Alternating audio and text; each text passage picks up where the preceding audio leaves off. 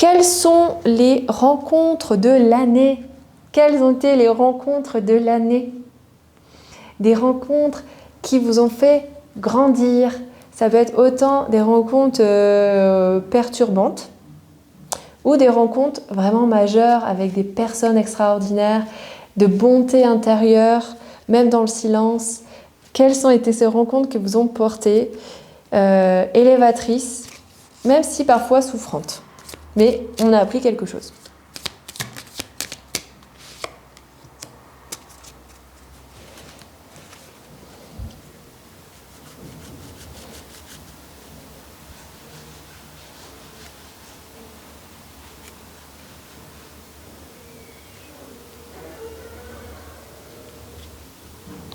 Je continue. S'il y a d'autres choses à écrire, tu écris, tu fais pause. Est-ce que tu t'es rencontré toi-même? Il me semble que c'était l'énergie 2023, dans ma guidance 2023. Il y a eu une énergie de est-ce que je me rencontre? Est-ce que tu t'es vu? Tu dis tiens, je ressemble à ça. Ah je vais commencer à vraiment plus m'attarder sur cette part de moi-même qui s'exprime si bien et divinement bien quand je suis ainsi ou quand je fais cela. Est-ce que, alors j'ai l'énergie de la libellule qui vient et qui vous dit, est-ce que je suis encore restée dans le déni de qui je suis? Est-ce que j'ai réussi à dissiper les illusions que j'ai à propos de moi-même, de qui je suis? Est-ce que j'ai réussi à voir ma vérité intérieure, celle qui est dénuée de des attentes du monde autour de moi? Ça, je vous dis, c'est pas facile. Ça, c'est un enseignement d'une vie. C'est bien d'être accompagné. Et justement, les rencontres de l'année. Est-ce qu'il y a des personnes qui vous ont peut-être aidé à lever des illusions sur vous-même? C'est trop beau ça. Et quelles sont les rencontres que j'ai réalisées cette année? Qu'est-ce qui m'a marqué chez ces personnes? Et rappelle-toi que souvent, c'est miroir. C'est souvent des choses que tu as en toi que tu ne vois pas. Ah! Donc regarde ce que tu as vu chez les autres qui t'ont élevé, des choses que tu ne voyais pas en toi et qui t'ont permis de te rencontrer toi-même. Faut que je le fasse, j'ai pas fait ça. Merci les pilules. Waouh, c'est clair. Waouh. Je réfléchis pour moi, désolée. Enfin, désolée, bref, je vais peut-être couper.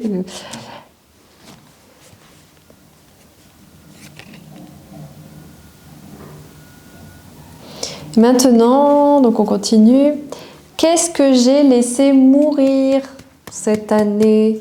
On a déjà parlé de détachement, renoncement, c'est un petit peu similaire ou différent, ça dépend comment tu le vois. Mais qu'est-ce que j'ai laissé mourir? Est-ce que j'étais confrontée à la mort cette année? Et qu'est-ce que j'ai accepté de laisser mourir en moi, autour de moi? Notez ce qui vient spontanément. Faites pause et revenez quand c'est fait. Quelles sont les prises de conscience qui sont des prises de conscience de 2023 sur vous-même, sur le monde?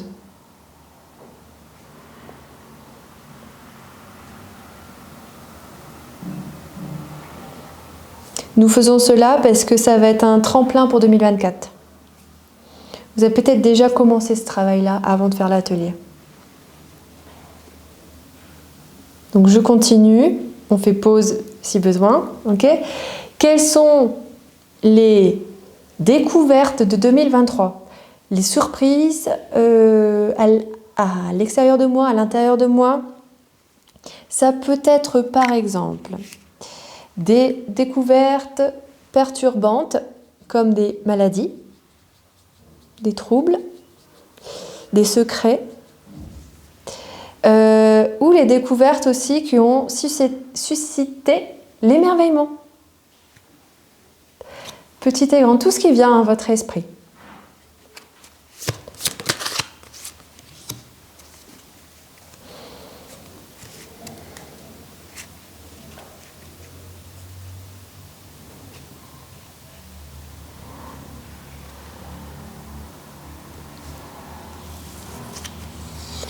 Je continue avec l'enseignement de la baleine. Et tu fais pas aussi nécessaire, je suis obligée de le dire à chaque fois, non c'est pas grave. La baleine. Qu'est-ce qu'elle nous dit la baleine par rapport aux découvertes? La baleine nous dit, ça te permet de reconnaître ce pourquoi tu es bon, tes missions. Les découvertes que tu as réalisées te jalonnent le chemin. C'est souvent sur le chemin d'ailleurs, sur ton chemin de vie, que, en te mettant sur ton chemin de vie, que tu as des belles découvertes et qui te montrent un peu tes missions. Enfin, plus que ça, même pas qu'un peu. C'est parce qu'il y a une cause en toi qui va se révéler de ça, que ce soit souffrant ou non. Ça révèle en toi ta destinée et tes missions. Donc, quelles ont été tes découvertes difficiles de l'année et d'émerveillement? Et qu'est-ce que ça vient susciter en toi comme type de mission intérieure? Alors, on n'a pas la réponse à tout, mais sache que, tout au moins, ça révèle une mission et c'est ta destinée de le vivre parce qu'il y a un enseignement à vivre et qui se vivra. Tu ne dois pas savoir la réponse maintenant si tu ne le sais pas, mais c'est quelque chose qui est à vivre et qui va en résulter une cause profonde en toi. Une cause pour laquelle tu vas être motivé pour en être le porte-parole ou auprès de tes proches, pour toi-même, pour une plus grande communauté. Waouh, dingue, non? Alors, une petite question qui est revenue et qui fait écho avec la première question que nous avons réalisée. Enfin, non, pas la première. La deuxième, troisième. Mais j'imagine qu'il fallait un petit peu attendre avant de poser cette question-là. Ce à quoi je n'ai pas encore renoncé. Voilà. Parce qu'il y a des choses qui viennent. Parfois, il faut revenir sur une question, faire de la répétition. Pas de la répétition, parce que c'est formulé autrement, mais des petites choses que je n'ai pas encore renoncé, de le reconnaître. Et là, j'ai le coyote, tiens. Ils disent lâcher prise, tu te souviens? Si t'as pas encore lâché prise sur le sujet, le coyote, il te dit. Rappelle-toi que si tu lâches, tu laisses l'imprévu et le bon et l'adapté venir à toi. Mais voilà, ça prend parfois un petit peu de temps. Ce à quoi je n'ai pas encore renoncé. À quoi ouais. Donc ça veut dire que vous avez conscience qu'il y a des choses auxquelles vous voudriez renoncer, mais que vous ne le faites pas encore. Donc déjà, c'est énorme de s'en rendre compte. On continue. Les idées et les créations réalisées cette année ou non. Donc ça fait un petit peu référence à un atelier que j'ai réalisé en fin novembre. Donc pour ceux qui ont déjà fait l'atelier, ça fait un peu penser aux graines qu'on a mis en place. Là, je le dis d'une façon, les idées et les créations que vous avez vraiment réalisées ou pas cette année. Des idées qui sont peut-être encore en cours. Quel enseignement nous recevons ?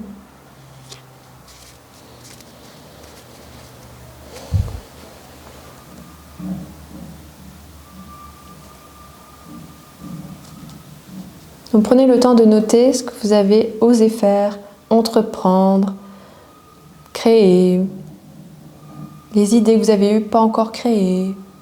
C'est important. Et vous faites pause parce que ça prend un petit peu de temps quand même. Et je continue avec l'enseignement, qui est l'enseignement du chevreuil. Ou des biches, comme vous voulez. Alors, le chevreuil, il dit, et il est sorti souvent chez beaucoup de personnes ces derniers temps en coaching, il nous dit d'être bienveillant. Parce que beaucoup de personnes ont été vraiment dures avec eux-mêmes et aussi parfois avec les autres et avec le monde. Et en fait, se permettre de créer, d'entreprendre pour soi, c'est montrer nous sommes bienveillants pour nous-mêmes. Si on arrive à rester sur cette énergie-là, nous serons beaucoup moins durs avec les autres aussi. Et il se peut aussi que dans nos créations et dans nos idées, nous soyons durs avec nous-mêmes en disant « je ne l'ai pas encore réalisé, je suis vraiment... comment ça se fait? Pourquoi c'est pas parfait ?» On nous demande d'être bienveillants et que tout est juste. Et les imperfections vont parler à d'autres. Notre vulnérabilité permet d'être humain et de faire passer un message. Voyez-vous la différence entre un robot parfait et quelqu'un qui va vous enseigner? C'est clair.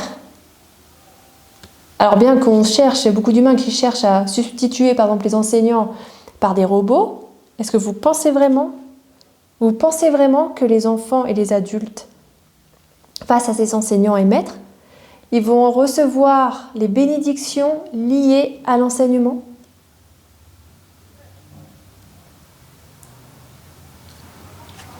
Voilà. C'est pourquoi aussi l'intention de l'enseignant est très importante pour pouvoir recevoir tout l'inconscient et les bénédictions avec les mots. Parfois, les silences permettent ça. Parfois, certains exemples permettent ça. Enfin, et le robot ne peut pas savoir par empathie ce dont tu as besoin, même s'il répond très très très très bien. C'est ce qui se passe en ce moment, les amis. ChatGPT et tout ça, là, intelligence artificielle. Utilisée uniquement quand, je sais pas, j'imagine, pour tout ce qui n'est pas... On sait qu'on ne va pas véhiculer une énergie. On va dire ce qui est nécessaire pour... Ce qui peut vraiment nous servir. Mais qu'on doit garder notre énergie, vous voyez? Je ne sais pas si c'était clair. Mais enfin bon, je ne vois pas autrement le dire. Mais je pense que vous avez compris. Alors, on continue les amis. Quelles qualités quelles sont les qualités dont j'ai fait preuve particulièrement en 2023? Donc il y a 2-3 qualités ou valeurs que vous avez particulièrement portées en 2023, peut-être qui étaient déjà là avant, mais quelle était cette qualité? Et pour beaucoup, je le dis déjà, c'est la patience. Je vous le dis, je le sais. Des qualités que j'ai fait preuve, que j'ai enrichies.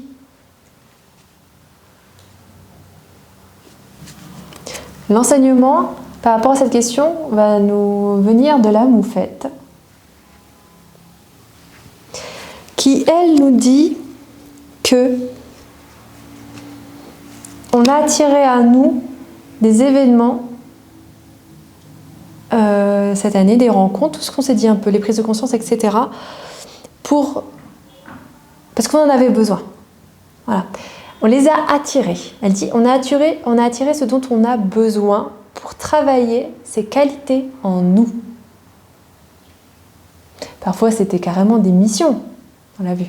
Et là, c'est aussi parce qu'en fait, on a besoin de grandir sur ces sujets-là. Et si ce n'est pas encore délié, par exemple, c'est qu'on a encore besoin d'apprendre. Donc, il suffit d'avancer sur son chemin, de faire confiance. Tout se relie avec un peu tout ce que je dis avant. Et cela nous permet de nous connaître nous-mêmes. Donc les qualités, ça permet de nous connaître nous-mêmes. Bah oui, hein. Mais ce qu'elle dit, c'est que c'est les événements qui nous ont fait travailler ces qualités qui fait qu'on se connaît mieux. Voilà. Ensuite, quels sont les conflits que j'ai vécus et ceux que je n'ai... Oui, voilà. Quels sont les conflits que j'ai vécus et ceux que j'ai pris en charge? Est-ce que je les ai pris en charge, ces conflits, et ceux que je n'ai pas pris en charge? J'ai fait l'autruche. Revoir. Ou alors un petit peu trop conflit. J'ai cherché le conflit. Alors, les conflits, on fait le point. Je vous invite à faire la pause et de continuer avec moi pour l'enseignement après. Mais prenez le temps d'y réfléchir. Qu'est-ce que je fais avec les conflits? Alors, on revient là à l'enseignement. Est-ce qu'il y a des conflits, il y a des choses qui sont encore là en latence et que c'est comme un caillou dans la chaussure? Alors, c'est marrant parce que j'ai fait un coaching hier et on a parlé de ça. Et vraiment, le message que j'avais reçu intérieurement, c'était de dire, tu sais, c'est juste un caillou enlevé de ta chaussure. Et il n'y a pas de grand ou petit problème. Vous devez comprendre ça. Vous ne devez pas sous-estimer un conflit intérieur sous peine parce que c'est des gamineries. Non. Ça vous charge, il faut le prendre en charge donc. Enlevez ce caillou de la chaussure, parfois c'est un boulet, mais on peut commencer à essayer à scier la chaîne qui vous relie à ce boulet. D'accord? C'est nous qui avons la perception du boulet, c'est ce qu'on me dit. C'est que parfois on pense que c'est un boulet, mais quelque part, c'est nous qui nous mettons à notre pied. On peut ouvrir, on a la clé. Et quelle est la clé? Ce jeu m'accompagne super bien sur cet atelier. Eh bien, c'est la panthère qui revient. Hey, qu'est-ce qu'elle nous dit, la panthère? Oh, tu t'en souviens? Ne fuis pas. Ne fuis pas. Et fais appel à ton courage. Parce que face à toi, tu te rends compte toi-même, quand tu regardes cette personne devant toi, c'est ton miroir. Tu peux décider de dire non à ça, à ce conflit intérieur, parce que tu dois te rencontrer, avancer ailleurs, aller vers l'inconnu. Finalement, nos conflits ou les choses qu'on n'ose pas prendre en charge, c'est une zone de sécurité. Est-ce qu'on ne sait pas comment on va gérer le reste après? Je sais pas, on s'imagine peut-être une guerre, que ce soit pire. Mais non, pas du tout. Pas du tout. Allez, ne fuyez pas et mettez de l'amour là-dessus. Ayez le courage de la panthère. Alors, voyez, là où vous pouvez enlever le caillou de la chaussure. Là où vous pouvez enlever le boulet. Et même si ce boulet vous paraît être toujours à côté de vous, vous pouvez laisser le boulet, mais vous êtes détaché. Vous pouvez revenir, partir, vivre à côté, il n'y a pas de problème. Hein. Le caillou, il reste sur le chemin, et il a sa place, lui. Hein. Il n'y a pas de problème, il peut rester là. Il a le droit de vivre, ce caillou. Alors, on continue. Est-ce qu'il y a quand même des échecs digérés ou non digérés cette année qui peuvent prendre en compte les différents points qu'on a vus avant? Ça permet de faire le point. Est-ce qu'il y a eu des conflits, des échecs non digérés, digérés? Est-ce qu'il y a des rencontres digérées, non digérées? Est-ce qu'il y a des découvertes digérées, non digérées? Des idées, des créations digérées, non digérées? Voilà, vous voyez là, on voit qu'on va pouvoir faire un petit peu le tour et noter spontanément ce qui vient, sans pour autant tout revoir ce qu'on a vu avant. Voilà.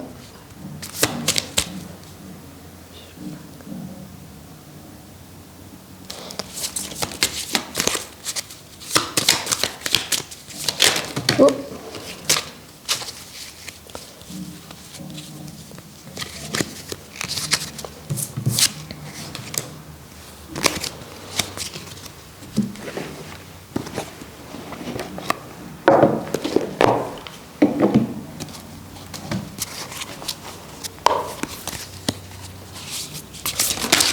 Oh là là.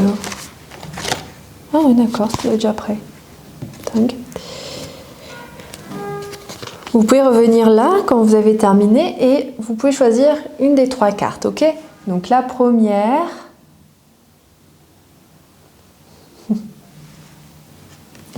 la deuxième, sentez votre cœur. Elles se ressemblent, je sais, mais celle qui vous appelle, celle que vous sentez que ça résonne. Donc là, c'est une idée de pouvoir un petit peu focaliser là où il faut focaliser. D'accord, que vous avez peut-être oublié, ou un enseignement. 1, 2, 3. 1. Donc c'est le numéro 40, la chambre dans la terre, le rythme. Est-ce que vous avez réussi à écouter votre rythme de vie, vos cycles? Pour les personnes, les femmes, les cycles utérin, oui, utérin, on peut dire ça comme ça. Oui, la vie utérine. Oui. Alors, en tout cas, le cycle intérieur féminin. Est-ce que vous avez su écouter les saisons? Est-ce que vous n'avez pas voulu être trop tout le temps dans le feu de l'action, ou trop dans justement la procrastination, ou les deux en même temps, un gros conflit intérieur? Voilà.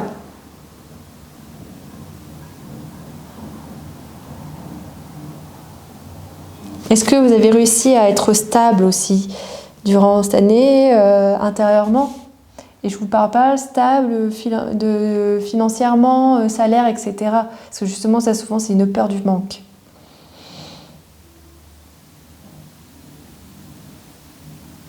Est-ce que vous avez réussi à vous relaxer cette année? J'ai l'impression qu'il y a un peu ça quand même. Hein. ou d'accepter qu'il a fallu s'arrêter cette année.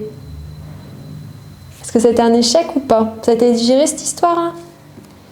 Ça peut être des arrêts, des personnes qui n'ont pas réussi à lever le pied. Quoi d'autre? Des personnes peut-être qui ont décidé aussi d'arrêter et qui ont du mal encore à l'accepter. Parce qu'ils s'attendaient à ce que ça aille vite. Alors qu'on te dit lentement, la terre, les saisons. Les deux, on parle du mage conteur qui parle de la famille, de son histoire. Alors, est-ce qu'il y a eu des moments dans ton histoire qui soit se sont révélés et dit des histoires qui se sont révélées là ces derniers temps et que tu as eu du mal à digérer?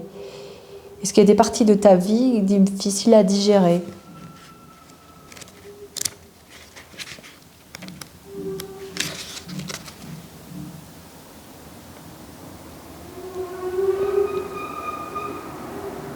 Des événements familiers, voilà, c'est ça. Est-ce que tu as digéré aussi des savoirs que tu as reçus, que tu as su, des révélations que tu as... Oui, des révélations autant mondiales sur la vie en général, ou de ta famille. Est-ce que tu as réussi à digérer ça? Par rapport, ouais, famille, communauté, le monde, voilà, il y a de ça. Est-ce que tu as digéré ça? Laissez venir, hein? Des choses qui ont été dites, des histoires qui ont été racontées, qui remettent en question l'identité, ton identité, l'identité de ta lignée familiale, l'identité de l'humain. Ouais, ça va loin, hein. Mais oui, mais ça permettra d'avancer et de digérer, d'avancer et de pouvoir prendre comme un tremplin en 2024. Et ensuite, les trois, le monde caché.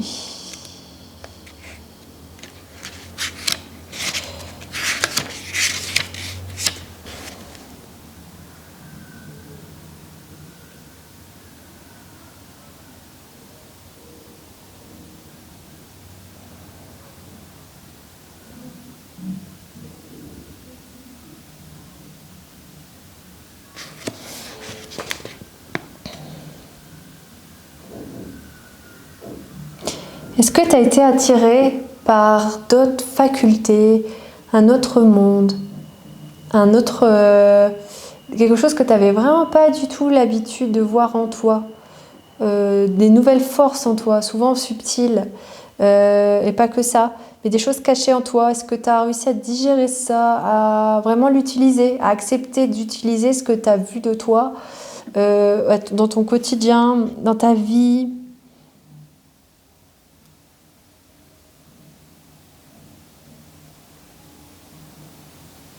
Ça peut être aussi en relation avec la nature, la relation que tu as avec la nature, que tu n'oses pas dire aux autres, que tu n'as pas besoin de dire aux autres. Mais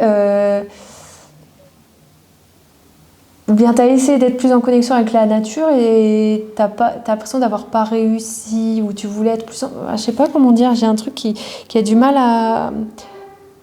à sortir en mots. Pour ça, je prends mon temps.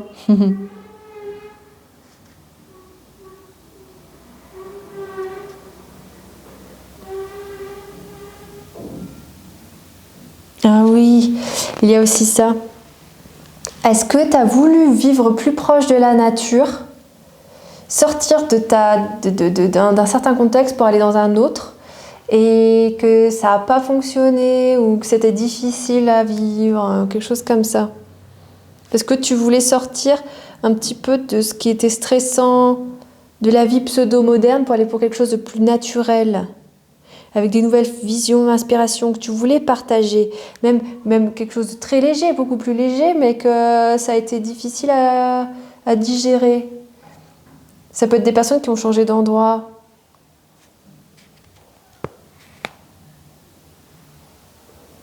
Qui ont voulu chercher vraiment plus de naturel, mais est-ce que vous avez vraiment été chercher le naturel?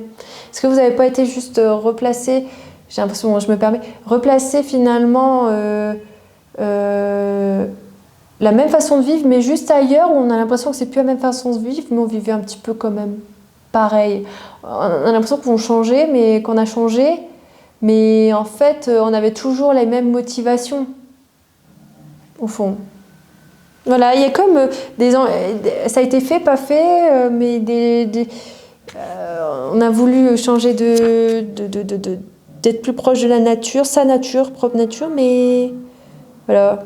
Je sais pas comment ça peut se manifester en vous, mais ça peut être aussi des passions cachées qu'on a essayé de révéler et que ça à soi-même et on a eu du mal à digérer que ça fonctionne pas. Je sais pas comment dire autrement, c'est ce qui me vient. Donc, la caméra s'est arrêtée et je pense que ça veut dire que je dois me laisser guider maintenant pour l'atelier. Donc je laisse de côté ce que j'avais écrit. Par rapport aux échecs, ça me reste en fait. Vos échecs, en général, c'est quand on veut dresser un plan, quand on veut un petit peu trop se mettre dans un process. Nos échecs, c'est quand on a écouté ce qui était logique sans le cœur, alors qu'on nous demande d'être dans la logique et dans le cœur. Parfois, on suit un plan intérieur de nous, malgré nous, et ça devient un peu trop stratégique sans cœur. Mais c'est important d'avoir la volonté, d'avoir l'intelligence et le cœur. C'est ce qu'on appelle la Trinité. Et beaucoup d'Occidentaux ont cette philosophie de vouloir et de mettre de l'intelligence, mais le cœur n'est pas là. Non. Et on a besoin de retrouver ce cœur. Parfois, on est vraiment motivé aussi que par le cœur et la logique, mais on ne met pas la volonté dedans. Donc, on a vraiment ce manque peut-être plutôt du cœur et de reconnaître que notre stratégie n'a pas fonctionné. Et quelle nouvelle stratégie nous avons à avoir? C'est celle du grand amour. Quels sont les grands moments d'amour que nous avons vécus? Et ce sur quoi on a envie on n'a pas envie de garder ça, de le reproduire, c'est pas du tout le mécanisme de la vie. Mais par contre, ressentir l'amour, oui. Et c'est pas le plaisir. L'amour. Il y a eu un échange à un endroit, avec un arbre, avec une personne, avec moi-même. Un moment de grâce. Il y a eu des moments de grâce. Donc, suite à ces différentes questions, je vous demande de vous poser. Parce qu'en fait, c'est vrai qu'on a fait on a suivi un chemin avec beaucoup de questions, beaucoup de mentalisation, mine de rien, même si on écoute son cœur. Et c'est le but. Maintenant, je vais vous demander de lâcher prise sur toutes ces questions. C'était pour mettre des mots, pour maîtriser notre mental et aussi voir les émotions qui sont encore là, qu'on a accumulées jusqu'à maintenant et qui est temps de laisser partir. Oui. Donc ces questions, vous prenez le temps pendant une semaine à bien y répondre. Si vous avez d'autres choses à dire et à faire et à prendre conscience. Et ensuite, vous allez pouvoir vous lancer avec les grands enseignements que nous avons reçus, vraiment vers aussi l'inconnu pour oser être qui vous êtes. Voyez ? Parce que cette année, je vous rappelle que c'est l'énergie du 8, c'est l'énergie où tout va s'amplifier en fonction de ce que nous faisons. Ça ne veut pas dire que nous devons tout le temps faire, pas du tout, justement, c'est la qualité. Quand je suis dans la relaxation, je me permets d'être dans cet état de grâce, de bien-être profond. Quand je suis dans un moment de partage, c'est le partage qui va être démultiplié par, je ne sais pas, même plus que ça. Ça va être par des millions, si vraiment je suis dans une grâce totale. Le fait de manger, de choisir ce que je mange, d'où ça vient, de prêter mon attention sur les origines, tout ça va vraiment m'aider à multiplier les choses. Donc si vous travaillez sur vous, sur votre corps, sur votre esprit, sur votre mental, tous vos corps intérieurs, ça va être multiplié, c'est-à-dire que ça va vous accélérer aussi sur votre chemin spirituel, si c'est un chemin que vous avez envie d'intégrer dans votre vie